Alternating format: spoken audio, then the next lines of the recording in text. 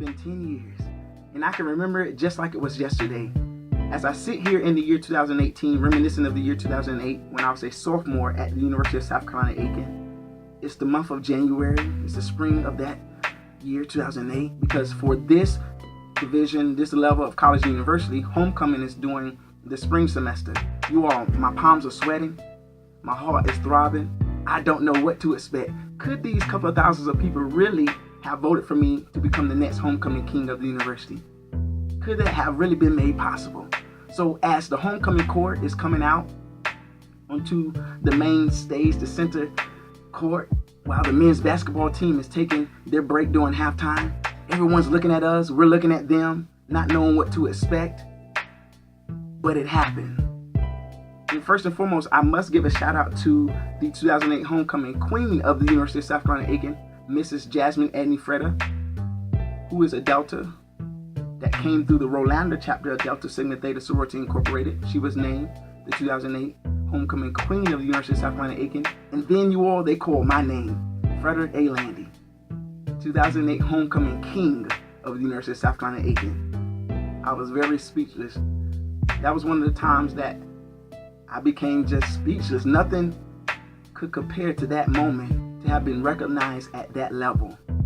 So 10 years later, I say I am honored, because at that time I was honored. 10 years later, I still say I've been privileged. I've been privileged, because at that time I was privileged to have been able to receive such recognition at that level. Because the thing about it is, to know that I can go back to the university where I earned my Bachelor of Arts degree in psychology with a concentration in sociology, and go to the student union and point to the wall where all of the homecoming kings and queens from over 30 or so years is on that wall. That's a legacy that was left, a true legacy. So I still feel honored 10 years later. I still feel privileged 10 years later to have been named the University of South Carolina-Aiken's 2008 homecoming king. To go back, to be able to go back and point to that wall. It's quite an honor, it's quite a privilege. To all of the forthcoming homecoming kings and queens, I just want to give you this word of encouragement, this word of advice and even counsel. Do not take it lightly. It really is, as I've been saying throughout this whole video clip, a true honor and a true privilege to be named homecoming queen for the ladies and homecoming king for the men. Do not take it lightly. It is truly an honor and a privilege. And I sit here 10 years later saying, wow, I'm still amazed at that moment.